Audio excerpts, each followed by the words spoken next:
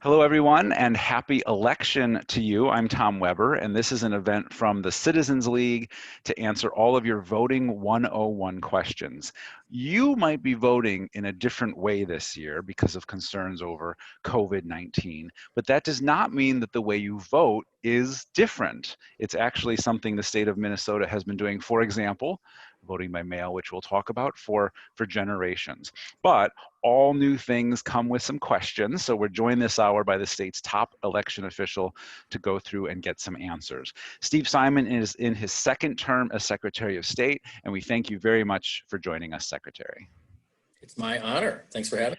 Well, let me start with this general question. What is it that you want people to know about voting in this year's election? I want people to know that this is going to be a different kind of election for some of the obvious reasons. Now, elections are always intense, presidential elections even more so. But now layer on top of that we're doing all of this in the middle of a once-in-a-century pandemic. And that means some challenges, just like COVID-19 has challenged us in so many ways in so many parts of our lives. So I ask for patience. I ask people to understand that some of what has changed this year, most of what has changed this year, is literally by design.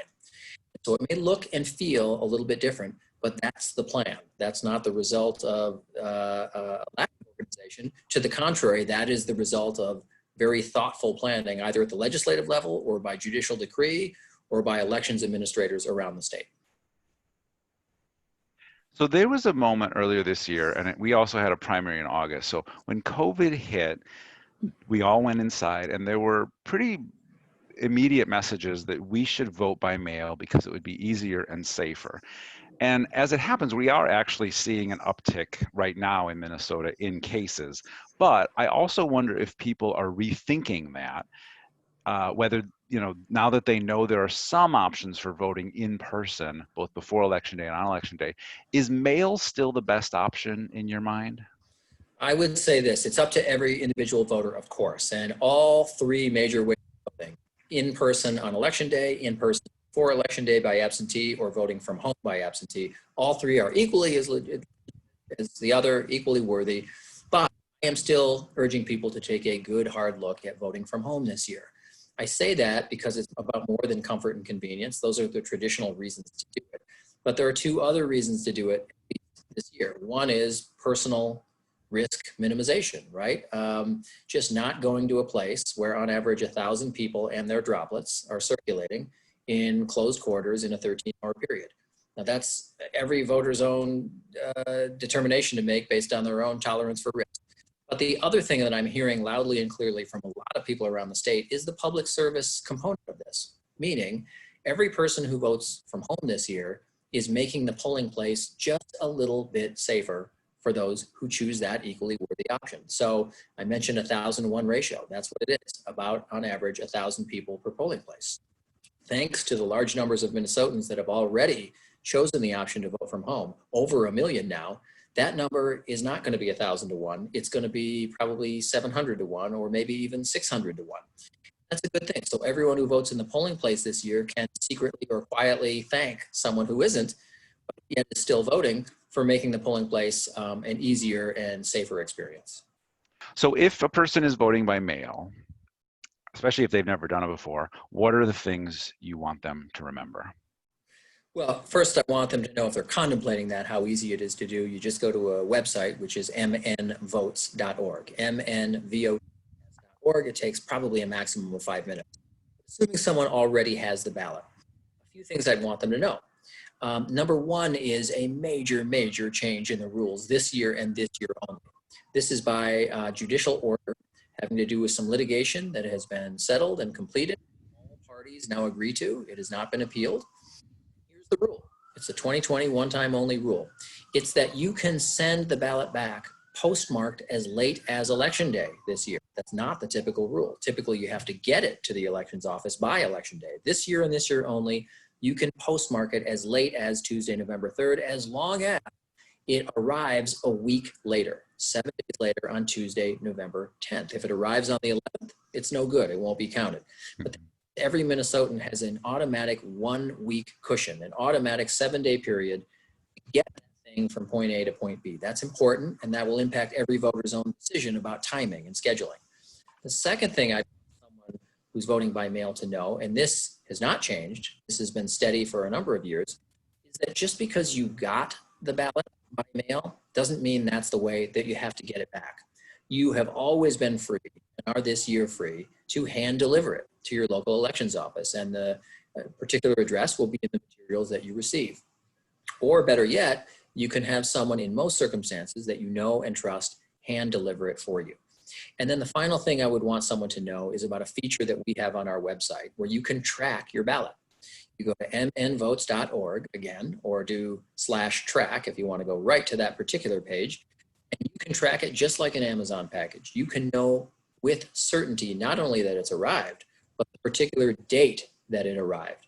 So you don't have to put that thing in the mail and say a prayer. You don't have to put that thing in the mail and wonder or hope that it got there. You can know with certainty and have that peace of mind. And that's a really good thing, particularly in a year like this. So on that tracking, I wanted to ask about that because that's something I also did. I was tracking my ballot. And not only does it tell you when the ballot is returned and it's all good to go, but it actually also tells you when it was mailed to you from the election office.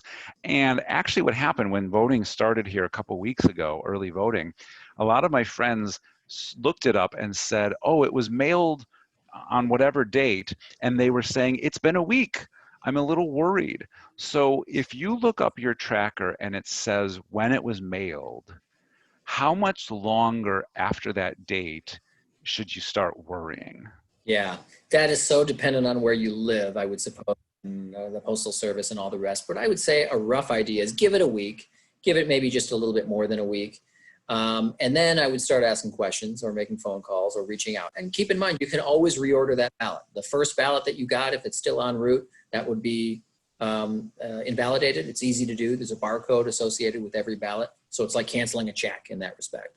And so that's okay. It happens from time to time. There are glitches, but that's all the more reason why folks should order those ballots now.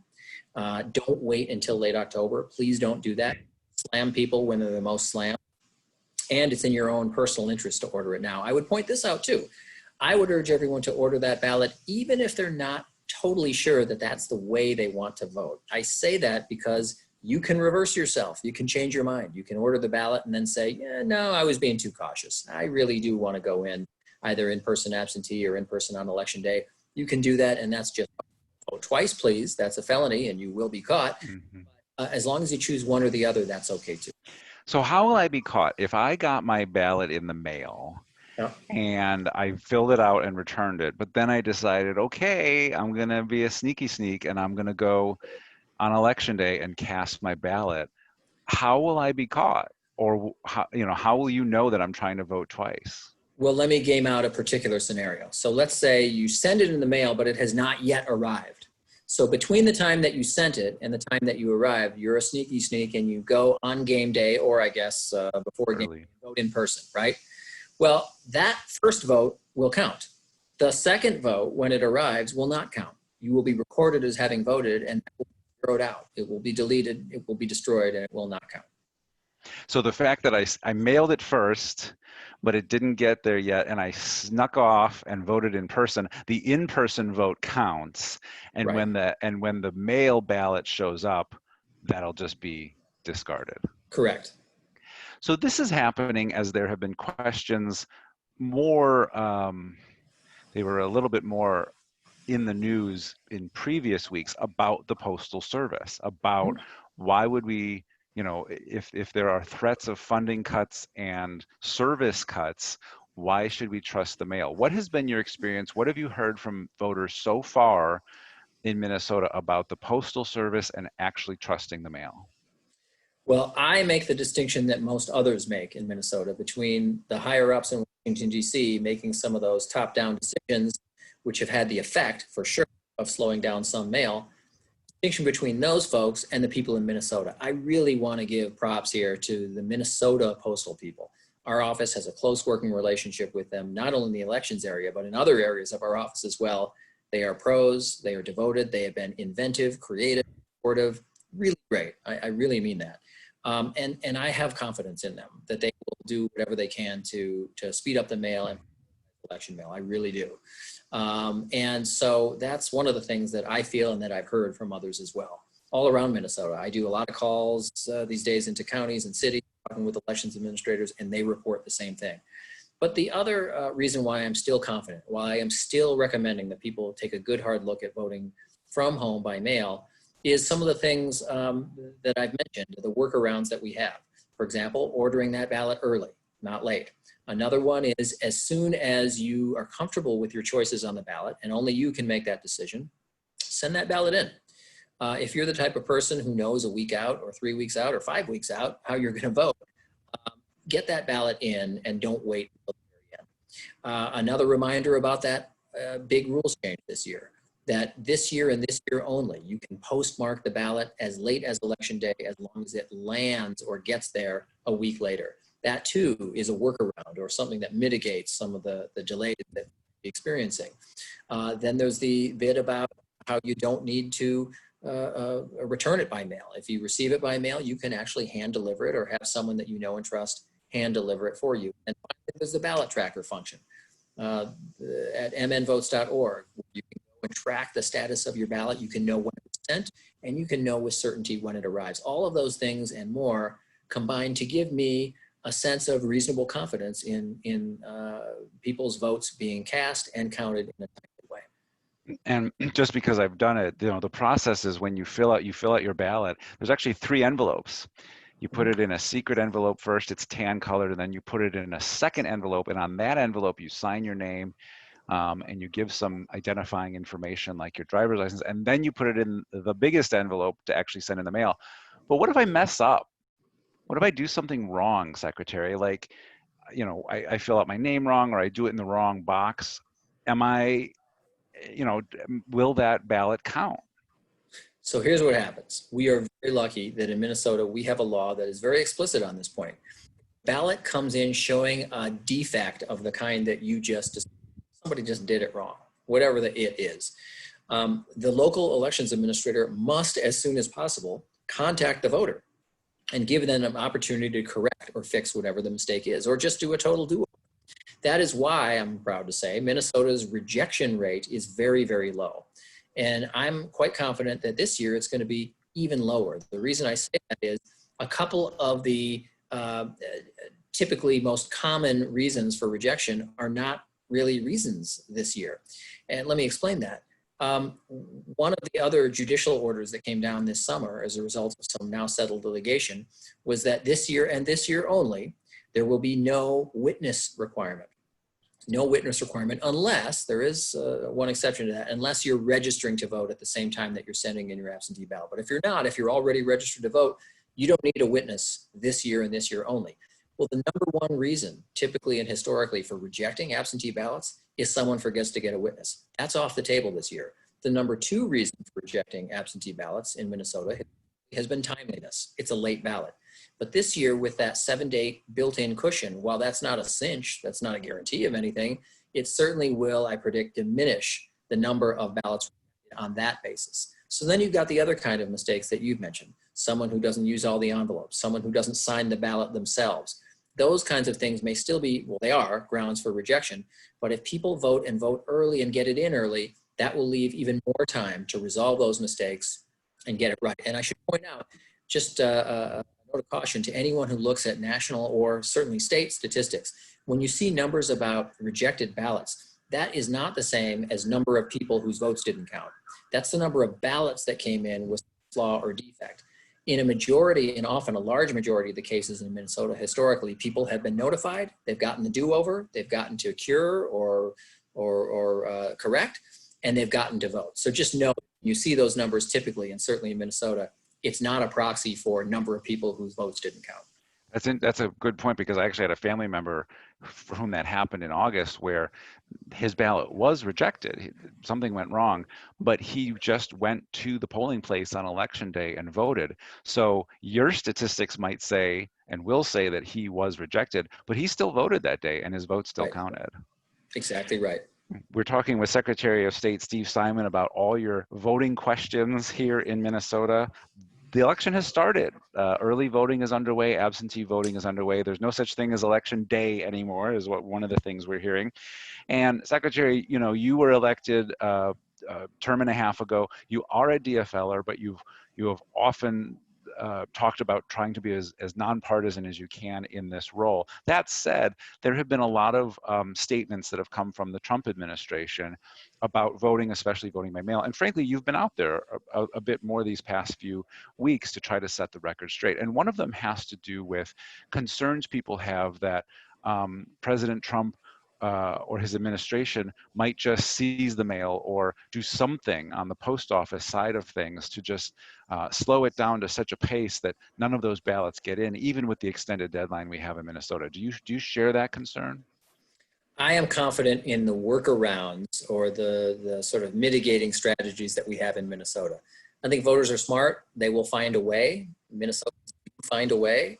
That's why we're #1 in the country in voter turnout and have been for the last 2 elections. And I think people are being extra smart and really extra cautious in this year of COVID. So I'm ultimately confident. I'm ultimately an optimist on that point. Are the reports of what's happening at the Postal Service disturbing and alarming to me? Yes, they are. I was on a call a couple of weeks ago with other secretaries of state and the Postmaster General. It was terse, is a diplomatic way to put it. But be that as it may, I think there are enough eyes watching, and there are enough strategies in place in Minnesota that we can get around those kinds of delays. So another thing that you have spoken about as well, where the president, and especially in the first presidential debate, he made this comment. He was trying to parse his concerns about voting by mail. I'm sure you heard this, but he said that if it's a solicited ballot, if you, Steve Simon, you make the request for your ballot and you get it, that's okay. But if it's an unsolicited application, then that's where the president has said that this is all about fraud. And you're shaking your head, I know, but just to clarify, one of the things he's talking about is states where they have automatically sent out voter applications, not the actual ballots, but they've sent out applications to everybody.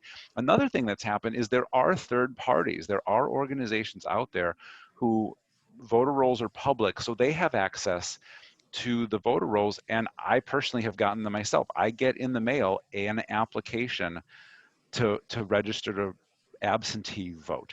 Now that is, under the president's definition, an unsolicited application, and that it's fraudulent. But because you shook your head at the beginning of my question, I assume you disagree.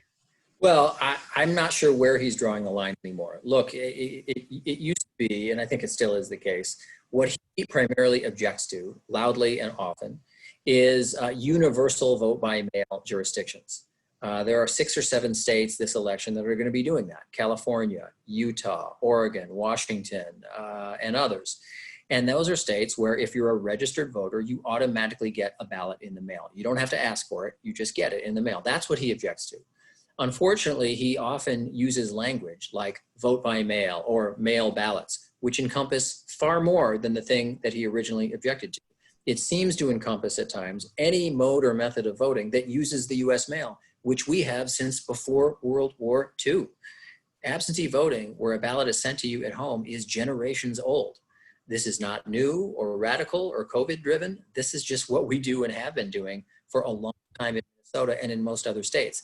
And so when he is general or careless about that language, he allows people to assume he's criticizing anything that touches the US mail. So we're not one of those states. I will point out, however, that we have versions of that within our state. Interestingly, we have a law that's been on the books since 1987. So this is not new. Since 1987, townships and small cities, really small cities with 400 or fewer registered voters, they can, at their option, ditch their polling place. They can go mail only, where all of their residents, every time, every election, get sent a ballot, whether they ask for it or not. We have 200,000 plus people in Minnesota that live in those places right now. That's a lot. And so we have many Oregons and many Washingtons and many Colorados within Minnesota. And so that's happening for this November election. For this November election, they're right. getting their application, they're getting their ballot no matter what. Absolutely right. And so, it's just sort of interesting. And this has never been until now political. In fact, I would point out it's not relevant for any other purpose other than this. Those tend to be more conservative areas. And that's any area can pick it. There's no reason it's good or bad. But I only say that because it demonstrates that until this year and until recently, that has not at all been political. And people of all stripes across Minnesota who qualify have embraced that option. Increasingly in this year too, in the time of COVID, even more so. So if I'm not registered to vote, do I have to do that first before I vote, either in person early or by the mail, or can I do them both at the same time? You can do them both at the same time. Just as you can register in the polling place, same day election day registration, you can register as you are filling out your absentee ballot. Obviously, if things don't check out and you're deemed ineligible, whatever you filled out that accompanies that registration material will be zeroed out and not counted and destroyed, of course. But yes, you can do it at the same time. So as we've talked about voting here in Minnesota, there was a lot of attention, especially when COVID happened, about mail-in voting, absentee voting by mail. There's also obviously the traditional voting on election day. And the third option that you mentioned early on in this conversation was early in-person voting. And you don't go to your same polling place that you do on election day, like the church or the school. It's usually just one location in your county or your community.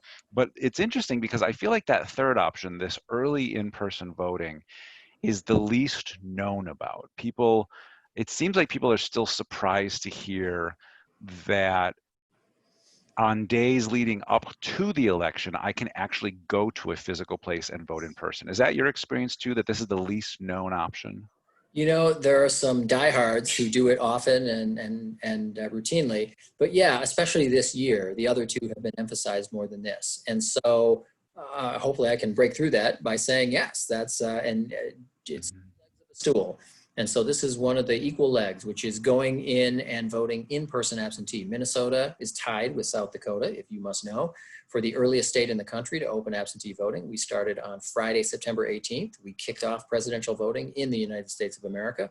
It's always 46 days before.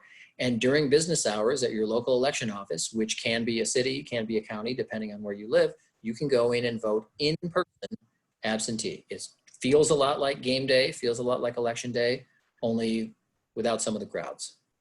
Okay, so I signed up to get an absentee ballot. Maybe it's come, maybe it hasn't yet, but I decided, you know what? I want to go in person. And maybe I'll do that on election day, but maybe I'll go in to one of these locations early. What do I do if I've already requested that ballot? If you've already requested the ballot, don't worry about it. Obviously, don't vote twice. You will be caught, and that's a felony. But that is not uncommon. Somebody says they're just getting antsy. It hasn't come, maybe it has come yet, or maybe it has come and they say, you know, I just don't want to deal with it. I just want to go straight to my city hall. I want to go to Hopkins City Hall or St. Louis Park City Hall, and I just want to vote there. You can do that. You don't even have to bring the ballot with you. I suppose you could, but you don't have to. Just discard the ballot, discard it, don't use it, obviously. It will be zeroed out anyway. So even if you tried to use it, it wouldn't be successfully voted. The barcode associated with it would automatically be zeroed out and invalidated. So even if you or someone else inadvertently in your house sent it, not knowing that the other way, it's not going to be counted. So that's the way to do it. You can change your mind. So just go. But it's interesting. There is one caveat to that. I did see a notice from Hennepin County a few days ago that said if you are antsy, like you just said, Secretary, and you have requested the ballot, they're actually asking people, this is in Hennepin, to wait for your ballot to show up and bring it in with you. Mm-hmm. And I don't know if any other counties are doing that, but it sounds like that just helps them with the paperwork on their end. Yeah, that's a good point. Some counties are asking citizens to do that, and I think it is more in the way of an ask and a request.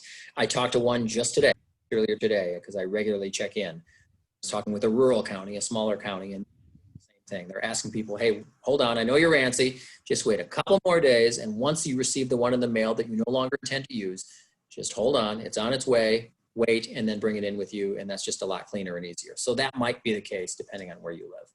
And this is also an interesting point. If you ever have questions, it sounds like it's interesting because if people have questions about any of this, their first instinct might be to call your office.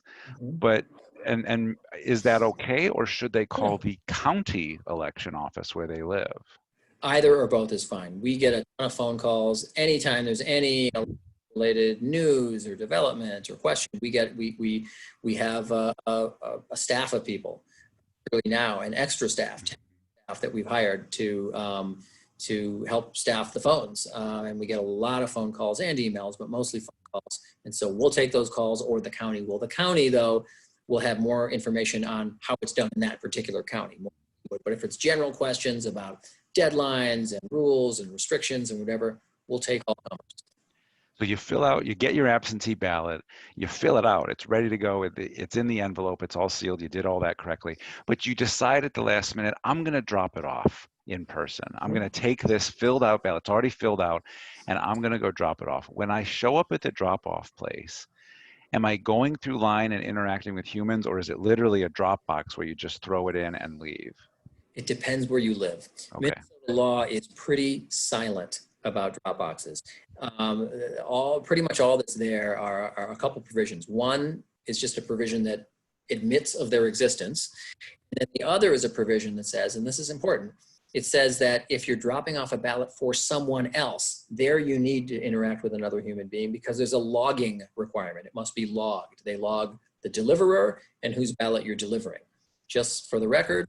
And so that is a logging requirement. So an unstaffed drop box is only good for a person dropping off his or her own ballot. If you're dropping off anyone else's, you got to talk to a human, either at a staffed drop box, which some counties are doing or cities are doing, or at an elections counter at an office where you interact with a real person.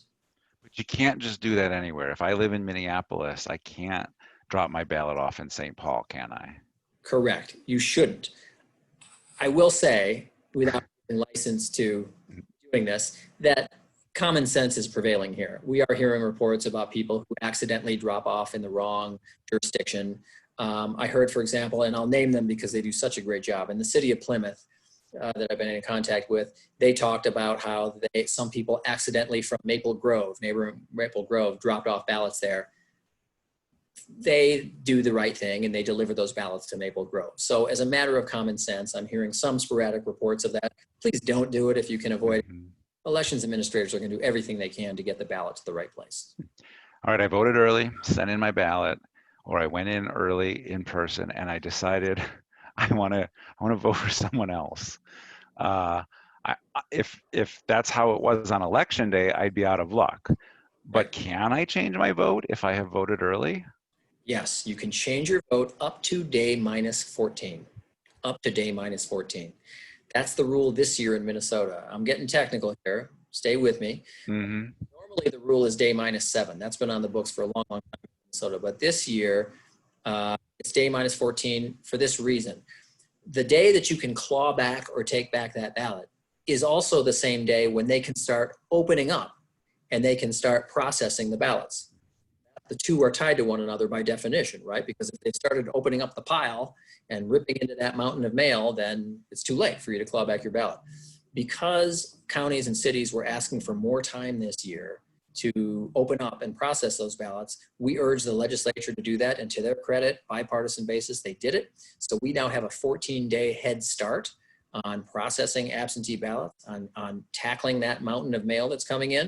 That's a great thing. That puts us in a great position, but it also means that that's 1 week less time that a voter gets to claw back or take back the ballot. Normally would be minus 7. Now it's day minus 14. So if you have that change of heart on day minus 12, I'm sorry, you're locked in. But if I do have it and it's within and it's okay, what do I do? Just go to the place and say I want to change my vote? Yes, that's the best way to do it. Go to the place. Mm-hmm. You want your ballot fished out of the pile or validated, and you can either do it right there on the spot, or you can say, no, just destroy it, please, and I want to go in on election day.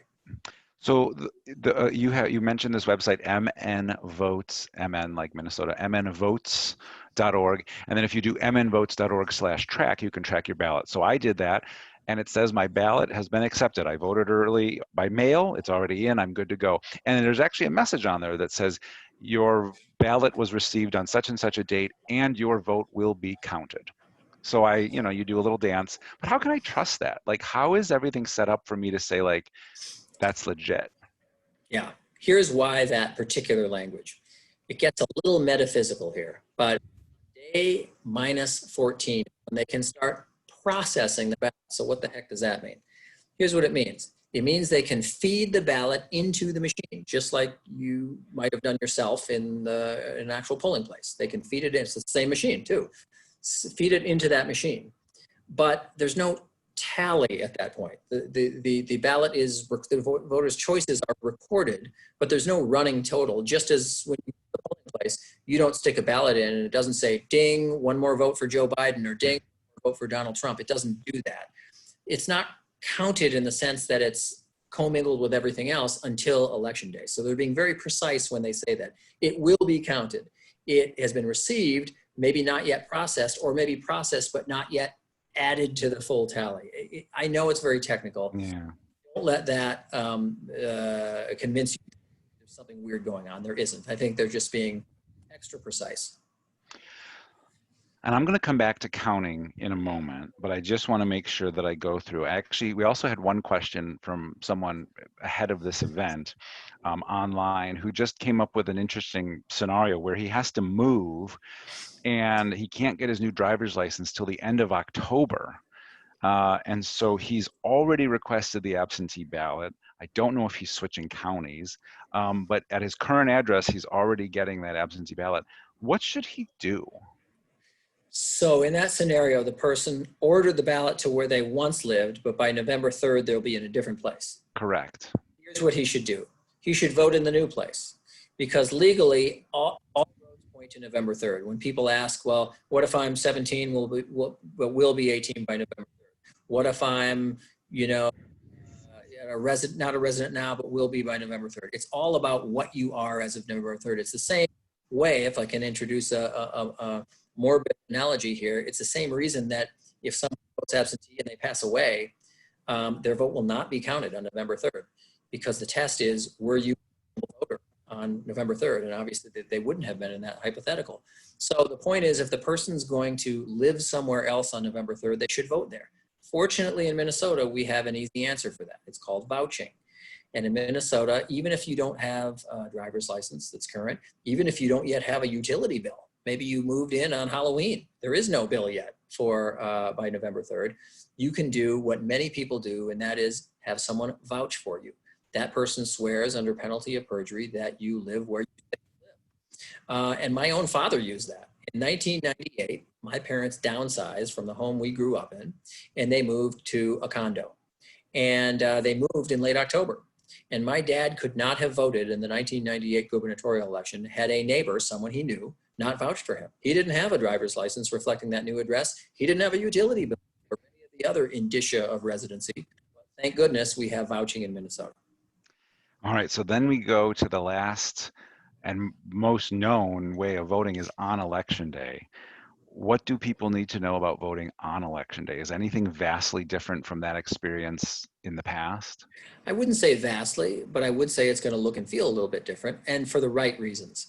Fortunately, we have the resources given to us by Congress this year for elections administration pandemic, and we have chosen to use a good resources for supplies and PPE at the polling place.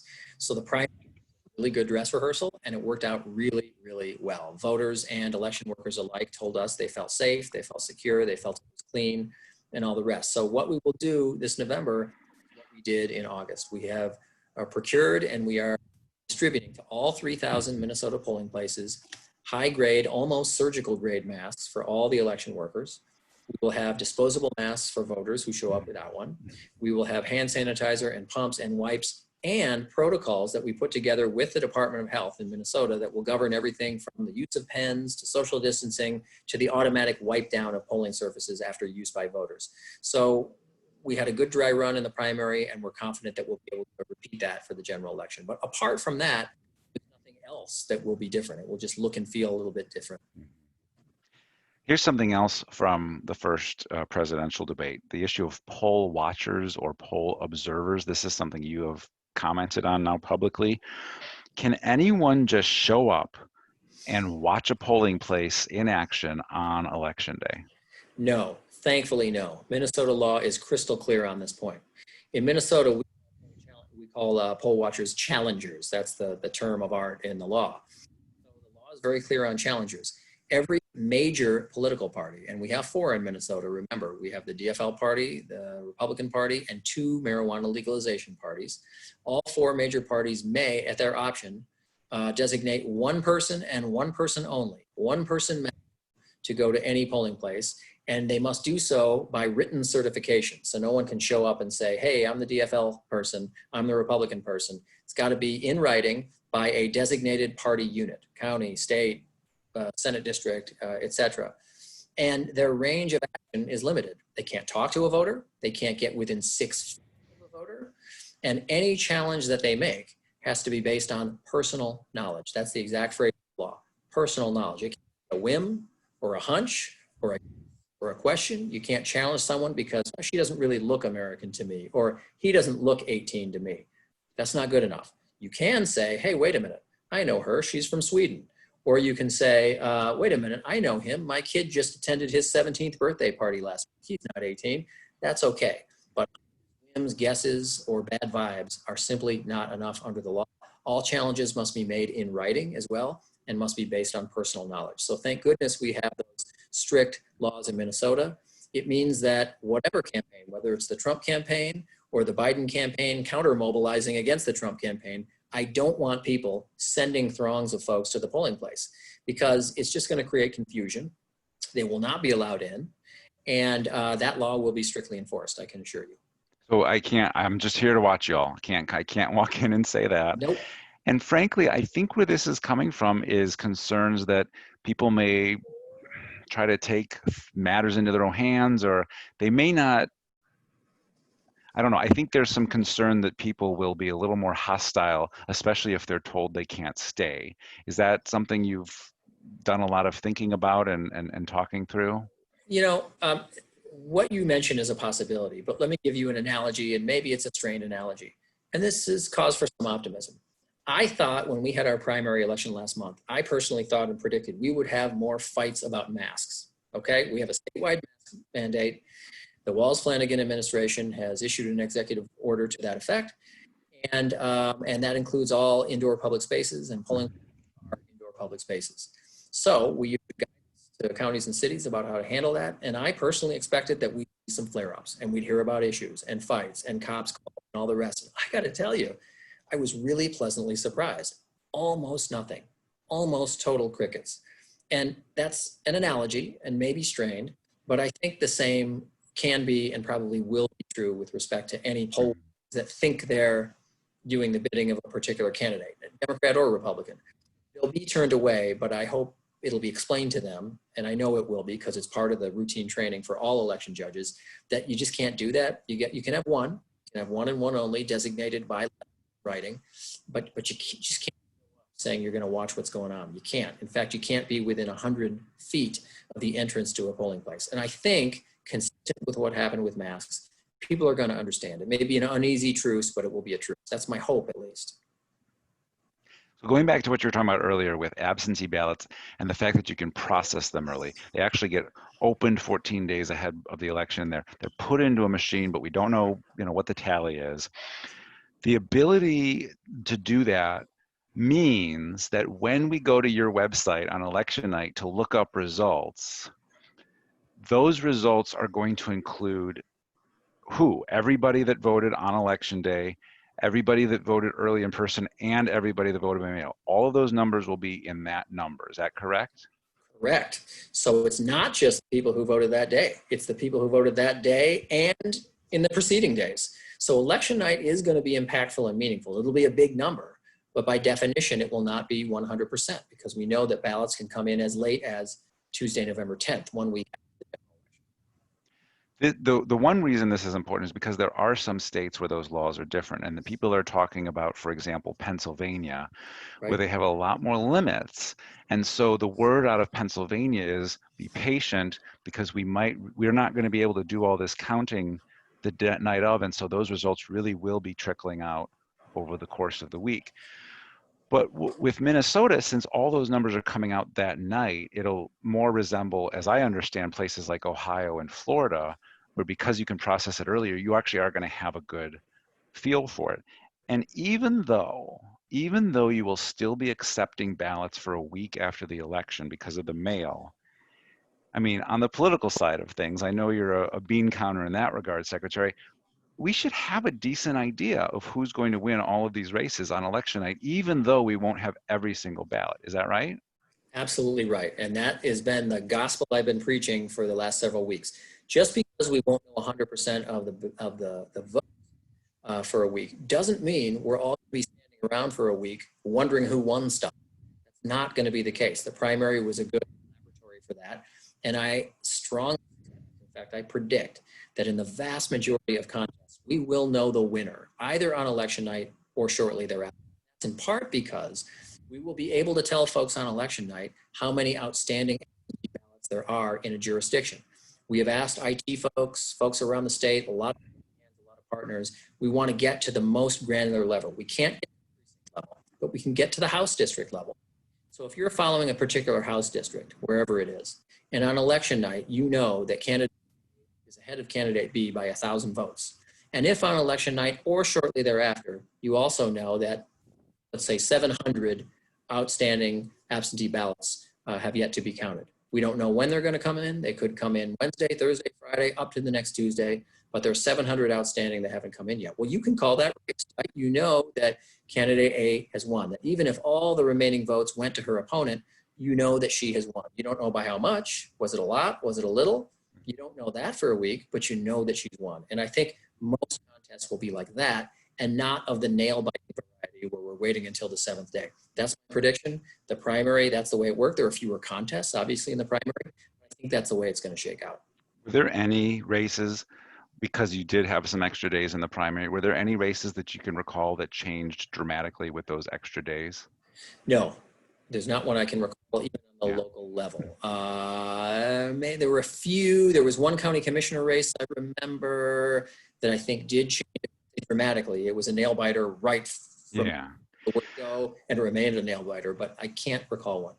But it seems like, on the math side of things, and this is more of a political statement, so if you don't want to get into this, you don't have to, but it seems like if in any race you're watching, if a candidate has a 2 to 3 percentage point lead or more, it seems like that's going to be a very hard margin to overcome. If the race is within a 1 percentage point or maybe 2, there could be some movement. But once you get past 2 percentage points of a margin, it really does seem like that race, for all intents and purposes, is over. Do you generally agree with that assessment? Right. Or As a statistical matter, it depends on the office because it therefore depends on the part of the state and whether they're heavy male voters or not. So a lot of factors in play, but there's no question after the first 2 or 3 points of a gap, there's a deep drop off at some point, and statisticians in the office here tell us maybe better, but it's evenly distributed. The percent chance of a change goes way down after something like that. I'm sure you're close if you're not spot on.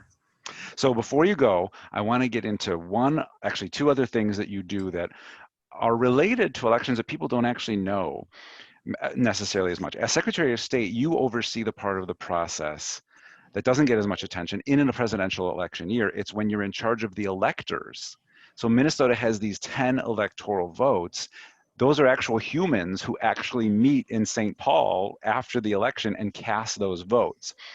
So, as you know, there's also been some coverage and some rumors or conversations that the president might try to find states where he could thwart the results and have local loyal electors installed, even so that he wins the state, he gets those votes, even if the popular vote didn't match that. Is there any threat of that in Minnesota? I don't think so. And the reason is we have a bipartisan bicameral legislature. We are the only state in the country that's like that. I don't know if you're that we are the only state among 50 where you have one chamber in one party. Every other state is either both chambers red or both chambers blue. And that means you would need a vote, as I understand it, you would need a vote of the legislature to override a certification by, say, a Secretary of State. And I don't think you're going to get to consensus.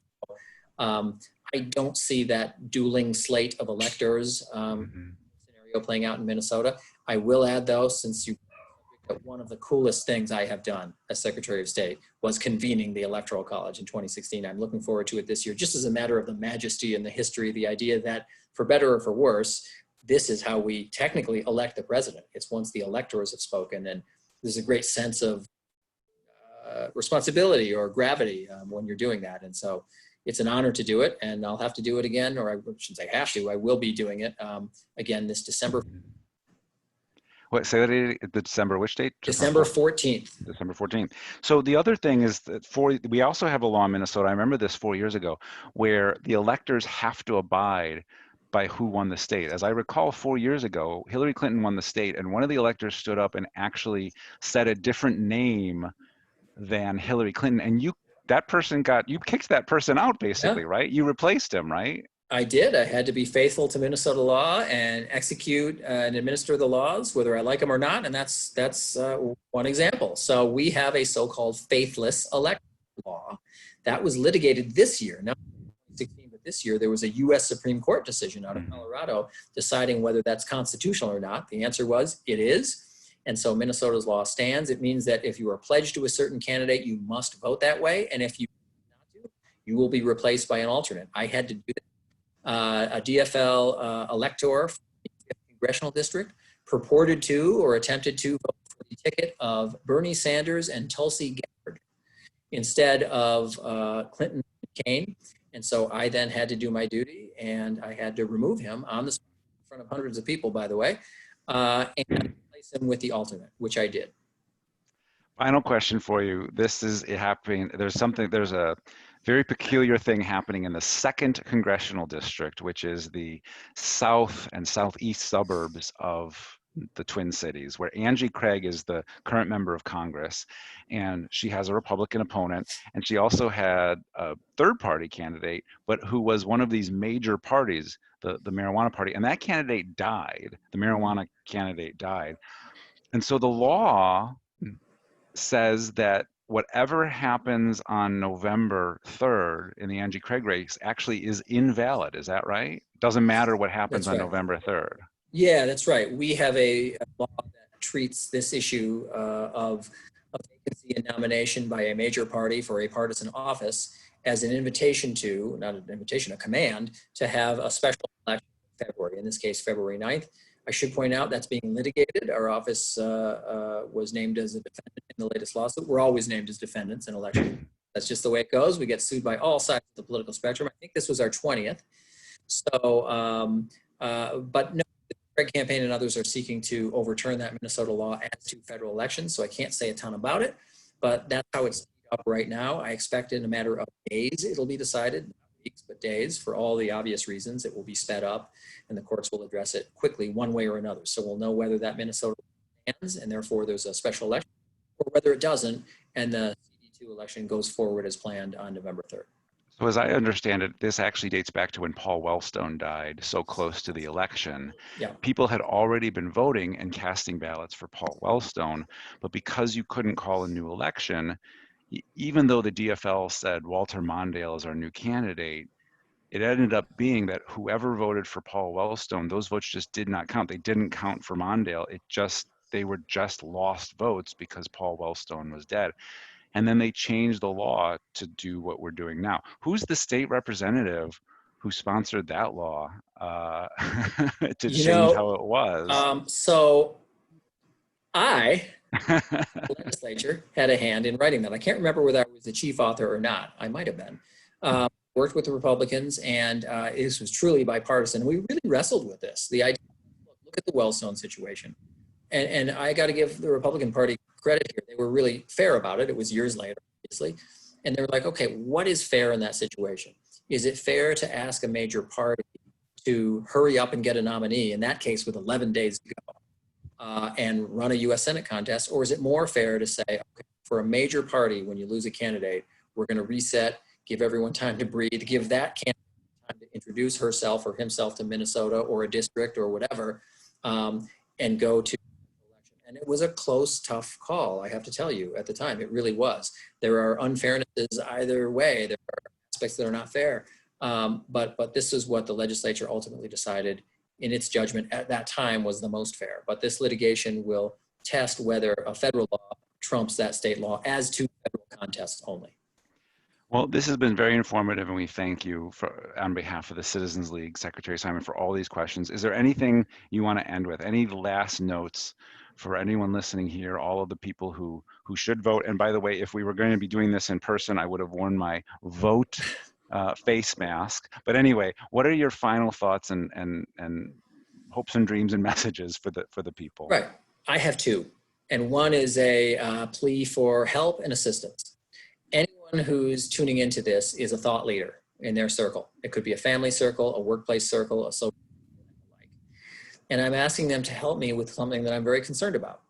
And that is my concern that in this country and in this state, in the days following the election, because of rules like Minnesota that are in place in many, many other states that will delay the tallying of 100% of the votes, I am concerned that in that time, there will be fertile ground for disinformation, misinformation, conspiracy theories, and really irresponsible accusations. And I just want everyone to know that when, not if, 100% of the results are not in on election night. And when, not if, it does take a week to get all those results in.